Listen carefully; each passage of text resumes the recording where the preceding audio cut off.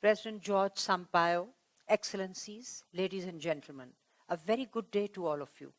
It is my pleasure to be able to address this august gathering. I am honored to be invited and feel unhappy and not being able to attend in person.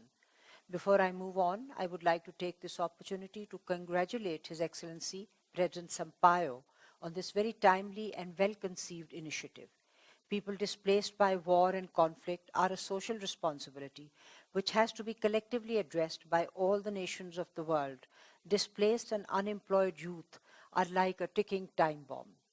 In this little clip, I am taking certain assumptions and would beg to be excused if my assumptions are misplaced. My offer is based on the assumption that this initiative of providing higher education facilities to the refugee children will need other nations, countries to step in and help the host countries by offering fast-track higher education facilities. Making the young refugees employable is the main objective and not necessarily a formal degree. All the universities in Pakistan use English as a medium of instruction, and any student who relocates to Pakistan will have to undergo at least 6 months of learning English. It may be a good idea for the students to do the language course before they come so that the time that they are separated from their families is minimized.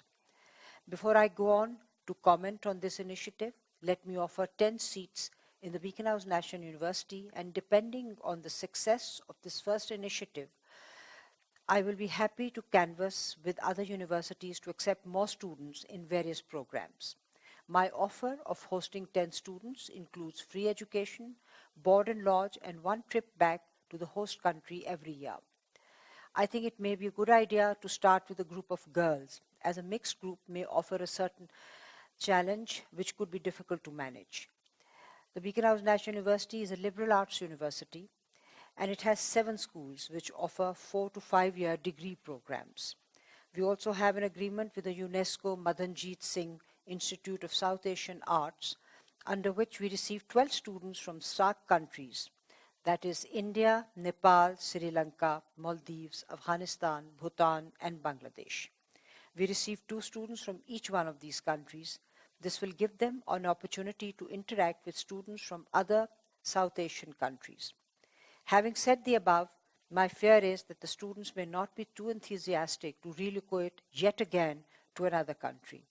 Pakistan has been host to 5 million Afghan refugees, and the majority of them prefer to go back to their motherland once war and conflict was over.